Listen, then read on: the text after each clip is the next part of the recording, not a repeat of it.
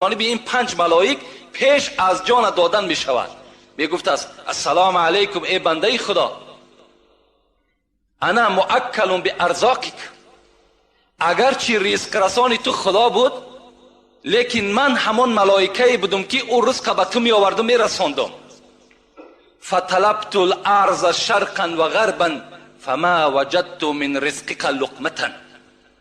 امروز من تمام روی زمین دور زدم، لیکن از رزق تو ای بنده خدا یک لقمه دیگر نیافتم.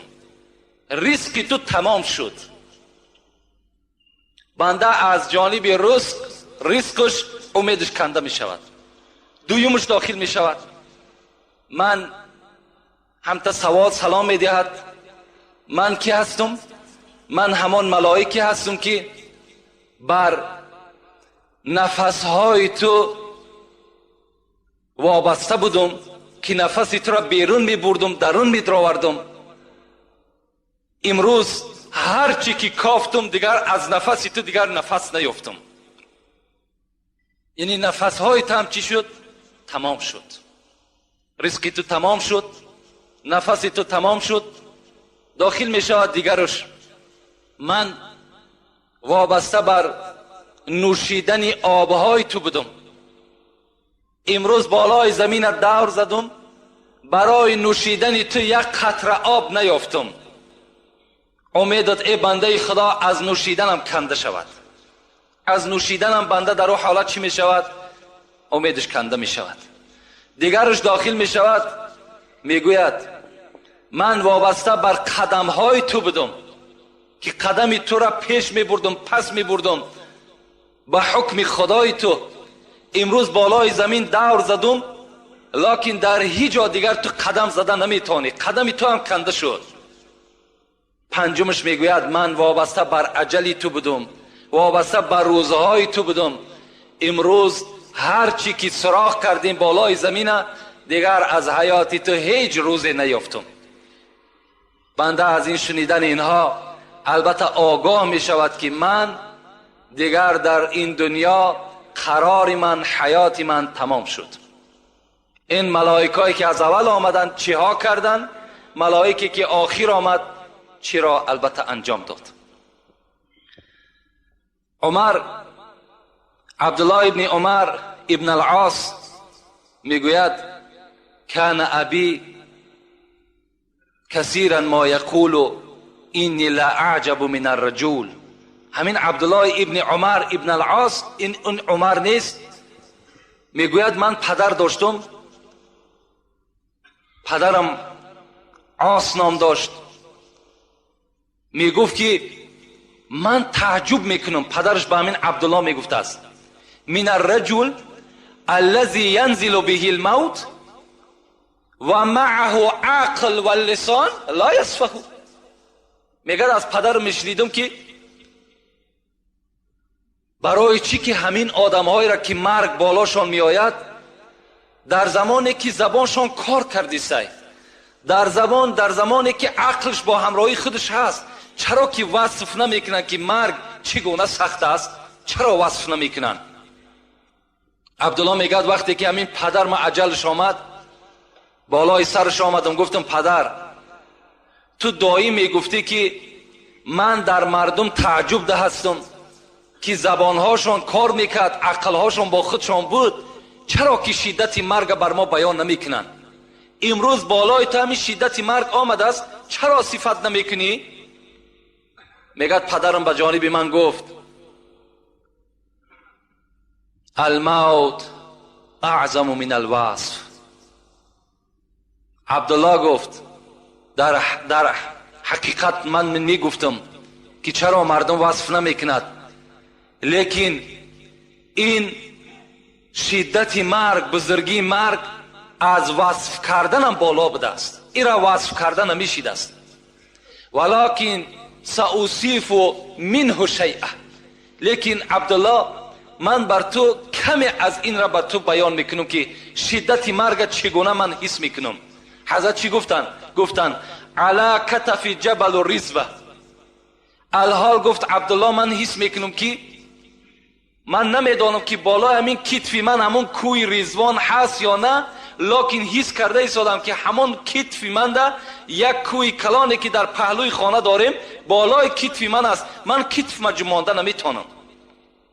من همتا تصور کردیستم. و دویم چیزی که حس میکنم،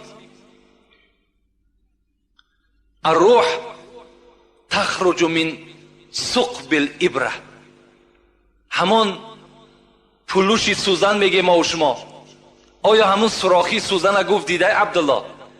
حس میکنم که نفس من فقط به همون سوراخی برآمدیست. چنان یک مشکلات بالای من آمده است که همین شدت مرگ همتا حس کردم. بالای کتفم یک کوه هست و نفس من به مثل همون سوراخی سوزن میبراید.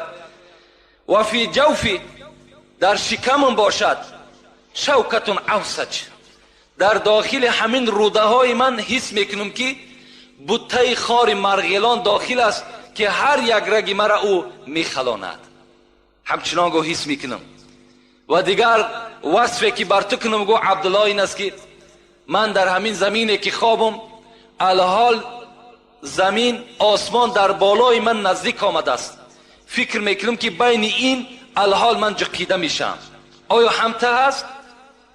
عبدالله که میفهمید اینها یعنی علاقه در بگیم یک خیالات این بنده، علاقه در روح این بنده گذشته سای، خدا همتا شدت مرگ به بنده همتا ایشان میتد، اگرچه چشم انسان او را نمیبیند. اینا البته شدت مرگ هستند، شدت موت هستند. مرگ البته آمدنی هست، در آمدن مرگ هیچ شک و شبهه‌ای نیست. شاعر عرب میگه الموت یأتی بغتة، مرگ ناگهان به سر بنده مؤمن می آید. مرگ پیشکی حجت ندارد، پیشکی یگان دستخط ندارد، یگان مکتوب روانه میکند، بلکه ناگهان به بالای بنده چکار میکند؟ هجوم میکند. در هر حالت ما و شما البته تیار باشیم. چگونه ای که رسول اکرم پرسیدند من اکیس الناس، من اکرم الناس، زیرکترین مردم کی است؟ کی است؟ از همه زیرک، از همه چقان، از همه هوشیار کی است ای پیغمبر خدا؟ و کی است از همه دیده مکرمترین انسان در نزد خدا کیست؟ رسول اکرم چی گفت؟ گفتند من یذکر الموت،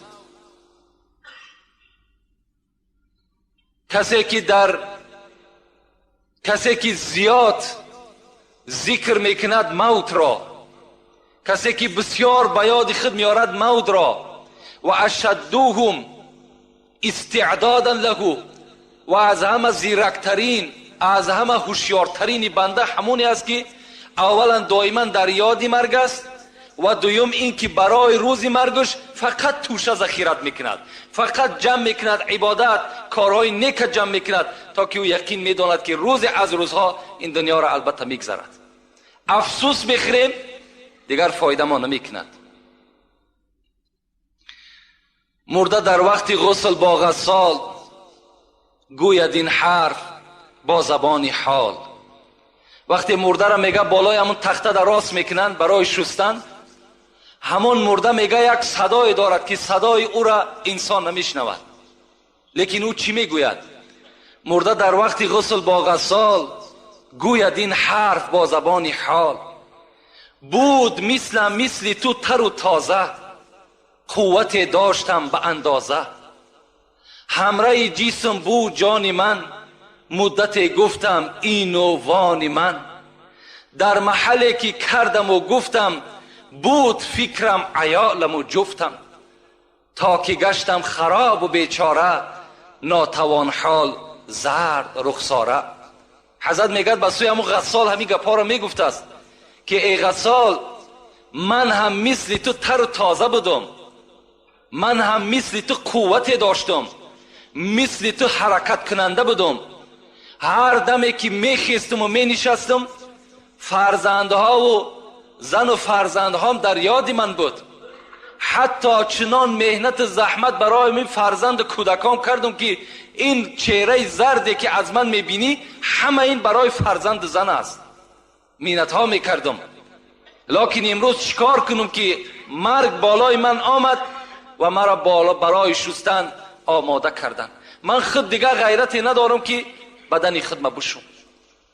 میروم برای زیمو باریک، در دوام میگفته است میروم برای زیمو باریک، میدرایم به خانه تاریک. البته راه میرم که خیلی راه باریک است. خانه داخل میشم که هیچ روشنی ندارد.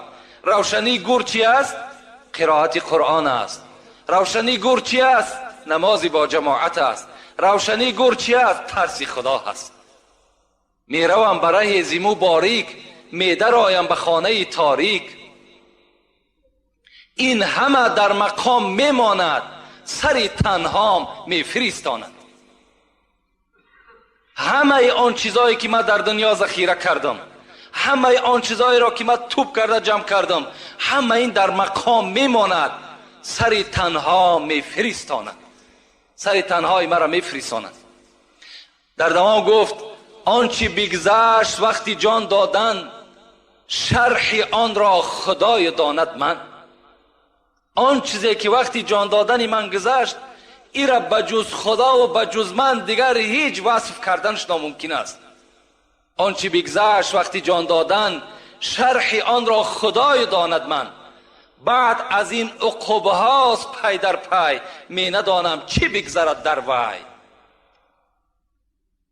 با بعد این جان دادن من میدانم که چند عقوبه های دیگر، عذاب گور است، سوال منکر و نکیر است، گذشتن پول صراط است، دادن نامه اعمال است. آیا اینهاش چگونه بر بالای من می آمد باشد؟ اینش من نمیدانم. حضرت در آخر ما و شما را همان مرده نصیحت میکند. زنده ها که نصیحت دارند، مرده بر ما و شما چی میگوید؟ گوش باید بشنود این را.